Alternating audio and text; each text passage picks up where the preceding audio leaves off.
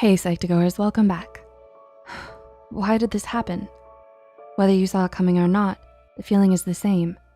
You're shattered. You feel like your heart is broken into multiple pieces. Life dishes out many unforeseen heartbreaks. Though the experiences may be similar, every hurt is personal. Traumatic events from your past can leave you wounded. Over time, they take shape of an emotional wound itself. Like a physical wound, it's always in your awareness. You're protective and sensitive to anything that might re-injure it. And the same sensitivity often makes you even more vulnerable.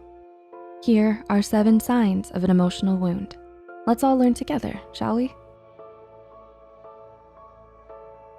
Number 1, you cry easily over small things. Do you shed emotional tears along with the fictional character you're reading? Is there such thing as crying too often or too much? Some people cry while reading a sad book or watching videos of baby animals, while others cry only at funerals.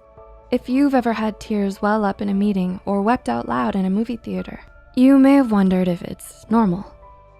It is found that women cry on average 5.3 times per month, and men cry an average of 1.3 times per month. Tearfulness is commonly associated with depression and anxiety. This emotional state perpetuates when you've been emotionally hurt in the past, consciously or subconsciously. As a result, even the mere hint of anything that arouses emotions can cause tears to flow. Number 2, you lose interest in the things you used to enjoy. At some point in their life, most people would lose interest in things that used to excite them. Emotional hurt, however, takes this loss to its limits.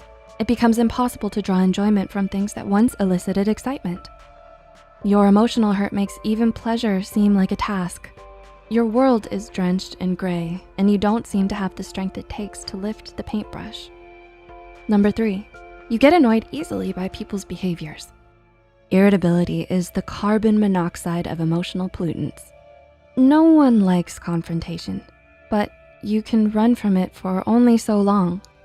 Anger has its own role. Both direct and indirect anger, or passive, is meant to communicate something important. What you really want is to connect and be heard. But when anger is involved, the result is often just the opposite. Aggression in any form is the biggest hindrance to emotionally intelligent communication. People often think passive-aggressive communication is somehow better or nicer. It's not. In fact, it may actually be worse. If you're looking for a true and meaningful connection and understanding with another person, you need a better strategy. Being compassionate with yourself and figuring out the source can help bring yourself down when you're feeling on edge. Be compassionate with yourself. Number 4, you feel worthless and hopeless. How can you increase your sense of worth? Can you earn it through what you do? Happiness is not obtained solely by your achievements. Self-worth based on accomplishments is pseudo-esteem and not the real thing. Feeling worthless often involves a sense of hopelessness and insignificance. Such feelings often arise commonly due to abuse or trauma or difficult situations that pose a threat to a person's sense of oneself. Pinpointing the cause behind these distorted thoughts can help you to understand and address factors that contribute to low self-esteem. Number 5, you keep replaying the bad memories in your head. Is your head filled with one single thought or a string of thoughts that just keep repeating and repeating and repeating themselves? The process of continuously thinking about the same thought, which tends to be sad or dark, is called rumination. Your history of emotional or physical trauma makes you believe that by ruminating, you'll gain insight into your life or a problem you're facing. As when a ball is rolling downhill, it's easier to stop the ruminating thoughts when they first start rolling and have less speed than when they've gathered speed over time. It helps to identify your trigger and find a distraction to break your thought cycle. For example, calling a friend or family member, doing chores around the house, reading a book, or walking around your neighborhood. This helps to challenge the onslaught of thoughts. Number 6, you feel too much until you're numb. An emotional wound can also trigger what is called apathy. Emotional hurt causes you an emotional overload to the point that you become numb. It's a form of self-defense against future hurt. Apathy is a feeling, but it's also an attitude. And sadly, the attitude is one of indifference, unconcern, unresponsiveness, detachment, and dispassion.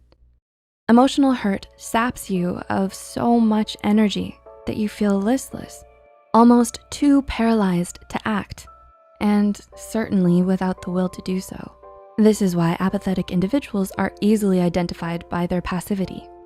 Your interest in confronting life's challenges is seriously compromised. You just don't care anymore. To defeat this stagnancy within, you must be willing to commit to giving this apathy the fight of its life, even though doing so feels like it will take a lot more energy and effort than you're capable of. And number 7, you feel clueless and stuck. Ever had times when you feel trapped or restless, where the life you're living doesn't seem anything like the life you wanted, as if on autopilot, going through the motions but feeling unsatisfied? Your instincts are to shake it up, change your job, or go on that vacation. But that provides only a temporary, not permanent solution. Instead, the solution lies within. Topping up your ways of thinking about events can actually help lead to new perspectives and diminish distress and anxiety. It's important to do away with your negative perceptions about yourself that interfere with problem solving. If you found this video helpful, be sure to hit the like button and share it with those out there who need to hear this. Don't forget to subscribe to Psych2Go and hit the notification bell for more new videos. And as always, thanks for watching.